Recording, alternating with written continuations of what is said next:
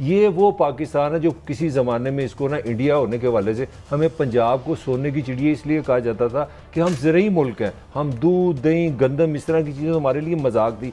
आज हम गंदम तक बाहर से मंगवा रहे हैं। तो वो जो बच्चे जो आपने रोते देखे हैं, जो 3 साल पहले 35 रुपये का किलो आटा था, आज 80 रुपये का, ये भी मैं आपको बता दूँ। मुल्क में गधों की तादाद में 1 लाख का इजाफा। इक्तसादी सर्वे के मुताबिक साल 2019-20 में 55 लाख गधे थे, जबकि रवा माली साल के दौरान ये तादाद 56 लाख तक पहुंच गई है। आज की इस वीडियो में पाकिस्तान मीडिया बात कर रहा है भारत और पाकिस्तान के साझा इतिहास के बारे में। जैसा कि हम जानते हैं कि पाकिस्तान कभी भारत का हिस्सा हुआ करता था। उन दिनों को याद करके पाकिस्तान मीडिया रो रहा है कि जब हम भारत का हिस्सा थे तब पाकिस्तान में कभी भी खाने की कमी हुआ नहीं करती थी। पाकिस्तान मीडिया ये मान रहा है कि जब हम भारत का हिस्सा थे तब हमारे प्रदेशों को सोने की चिड़िया कहा जाया करता था। उस भारत में घी और दूध की नदियां बहा करती थी।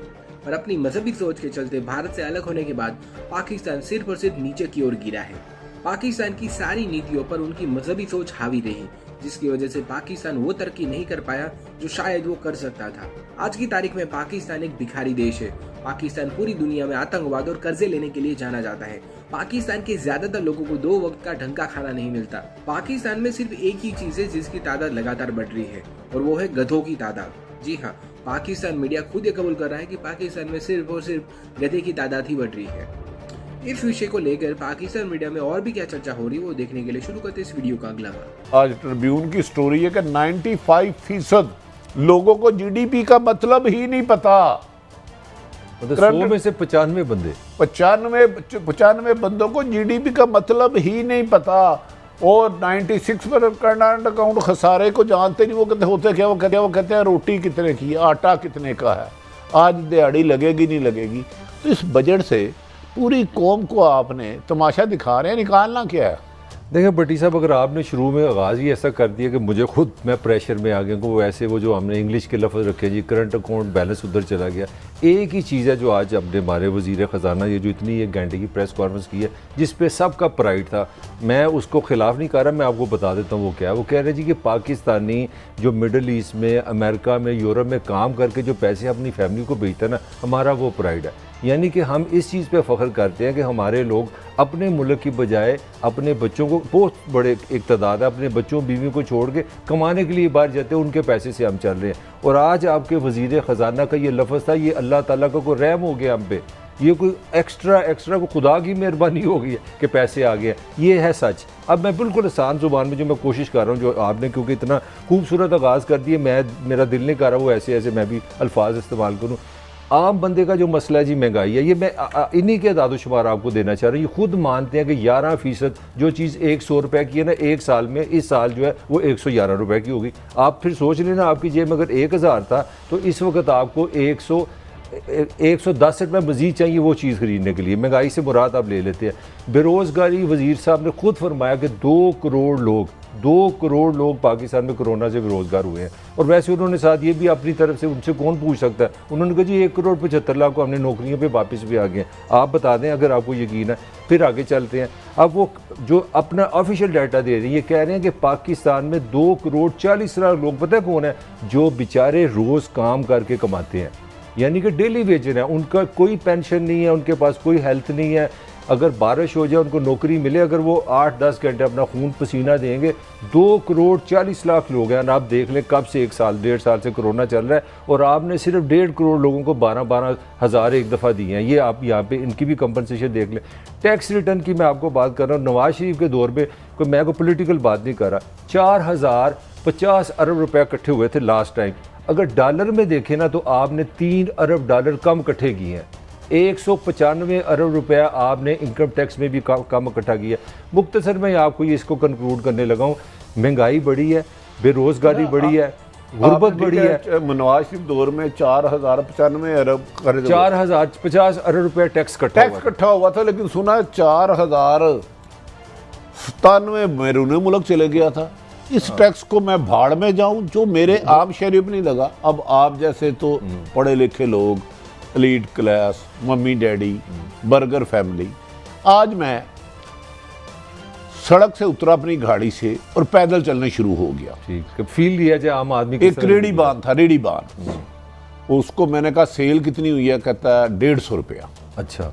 मैंने कहा यार ये सुना है इस दफ़ा GDP ये बड़ा अच्छा रहा है। वाह, कहता है बाऊ जी ਤੁਹਾਨੂੰ पता आटा पिछले साल किन्ने ਦਾ ਸੀ ਅੱਜ किन्ने ਦਾ। ये है अब मेरे पास उसका जवाब नहीं था। दूसरा वो कहता है, मैं क्या बात है बुजुर्गों, उम्र में खासे थे 60 साल, मैं आपसे खड़ा नहीं होता जा रहा। कहते सारी रात बिजली नहीं आई तो मुझे नींद नहीं आई। आपके बजट खड़ा रहे, आपके गर्दिशी रहे, आपने क्या किया, मुझे बता दे। ये जो मेरे कैमरामैन भाई हैं, इस बजट कल के ऐलान के बाद क्या चीनी इन्हें 50 रुपए मिलेगी? नहीं। 80 रुपए मिलेगी? नहीं। आ गया पार्किंग वाला। मैं क्या सुनाएं, क्या हाल चाल है, खैरियत से हैं? कहते बाबू जी पहले पर्ची तो लो, पैसे पहले दे दो। मैं क्या पैसे मैं वापस में दूंगा? कहते नहीं जनाब, आज सुबह से मेरे घर में आटा नहीं है, मैंने अपने बच्चों को खाने के लिए भेजना है। मैं कहा यार कल बजट आ रहा है, आपके लिए मरात है, आप अब यकीन नहीं करेंगे बींगे मुसलमान। उसने कहा कल क्या आ रहा है? अच्छा, उसको बजट सही है। मतलब मैं क्या यार वो बजट आ रहा है, इसमें अब पाकिस्तान का फैसला होगा, IMF से कितने पैसे लिए, गर्दिशी करते कितने गए, GDP क्या गई। कहता बाऊ जी ਤੁਹਾਡਾ ਢਿੱਡ ਭਰਿਆ ਦਾ ਹੈ, ਤੁਹਾਡਾ ਢਿੱਡ ਭਰਿਆ ਦਾ ਹੈ, ਤੁਹਾਨੂੰ ਆਂਦੀਆਂ ਗੱਲਾਂ। वाह वाह वाह। उसके बाद काजी साहब मैं अंदर चले गया, एक तवील लाइन लगी हुई थी एक्सरे उतरवाने वालों की, एक्सरे उतरवाने वालों की। एक की माँ थी कमो बेशतर 65 साल उम्र, अल्लाह ताला उनको जिंदगी दे। तो ये आप सिर्फ एज ए जर्नलिस्ट देखने गए हैं? मैं सिर्फ देखने गया था ना, मैं तो एक रिपोर्टर हूँ, मेरा काम है। मैं यही मैंने क्योंकि मम्मी डैडी एलीट क्लास के साफियों की तरह ना लैपटॉप पे जर्नलिज्म की है, आंखों से ना एयर जर्नलिज्म कंडीशन कमरों में की है। मेरी आदत है, मैं जाता रहता हूँ। मलक साहब 65 साल की खतून थी, उसके साथ कोई 23-24 साल का लड़का था जिसकी 2 जगह से शर्ट फटी हुई थी। मैं क्या यार भाईजान क्या हाल है, खैरियत से हैं? मैं क्या सुनाए आपको इस बजट से क्या तो है? कहता जी 3 दिन से अस्पताल आ रहा हूं, मेरी माँ का एक्सरे नहीं हो रहा, एक्सरे करा दे। भाड़ में गया आपका गोरख धंधा लफ्जों का। अब आप बातें आगे करें। मैं 1-2 चीज़ें मतलब आपकी उसी बात से कर रहा हूँ। आपके ये जो मैं आज की जो प्रेस कॉन्फ्रेंस के हवाले से बात कर रहा हूँ, आपके वज़ीर ख़जाना साहब फरमा रहे हैं कि दालें, गंदम, चीनी, दाल, घी, ये चीज़ें हम बाहर से ख़रीद रहे हैं, आपको पता है। और इस वक्त हम 28 अरब डॉलर, मतलब वो गिन नहीं हम सकते, इतने का खसारा हो गया हमारा तजारत। ये वो पाकिस्तान है जो किसी ज़माने में इसको ना इंडिया होने के हवाले से हमें पंजाब को सोने की चिड़िया इसलिए कहा जाता था कि हम ज़रूरी मुल्क हैं, हम दूध, दही, गंदम, इस तरह की चीज़ें हमारे लिए मजाक थी।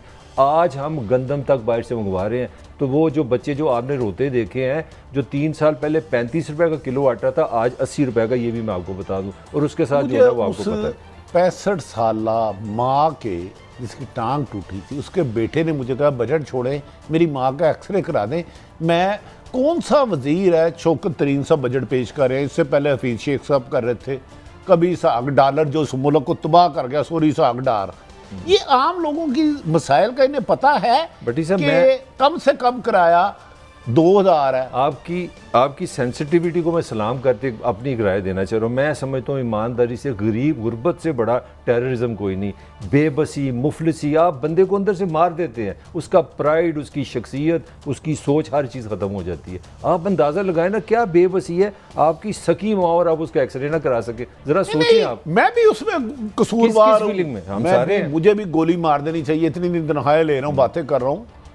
बजट कौमी असम्बली दिखा रहे हैं, वो उसको गाली दे रहा है, वो उसको गाली दे रहा है, वो उसको बुरा कह रहा है, वो उसको बुरा कह रहा है। कोई पंजाब, कोई कह रहा है सूबाइयत फैला रहा है, कोई ज़बान की नफरत फैला रहा है। और तो और इसहाक डॉलर साहब, अब चले आपने करना है, आपकी इतला के लिए अर्ज है, बहुत बड़ा माफिया इकट्ठा हो गया इमरान खान की हुकूमत गिराने के लिए बजट के दौरान। उन्होंने कहा मसनूई जितनी हो सकता है IPP को कहा कि बिजली लोड शेडिंग करवाएं। अच्छा। और इस दौरान कोशिश करें लोड शेडिंग ज़्यादा हो और वापडा के दफ्तरों के जलाओ गिराओ करे।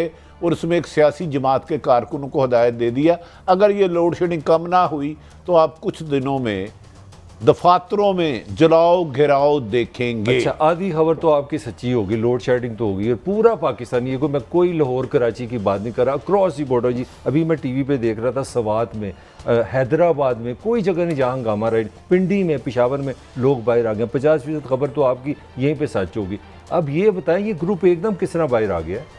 ये ग्रुप वो है जो एनआरओ लेना चाह रहा है, फिर आप मुझसे गुस्ताखी कहेंगे, क्योंकि इमरान खान साहब किसी को स्पेयर कर नहीं रहे। गो कि मैं खुद कह रहा हूँ शफाफ एहतसाब नहीं हो रहा, मैंने कभी भी नहीं कहा। लेकिन इमरान खान सुना है चंद लोगों को गिरफ्तार करने लगे हैं बजट के बाद।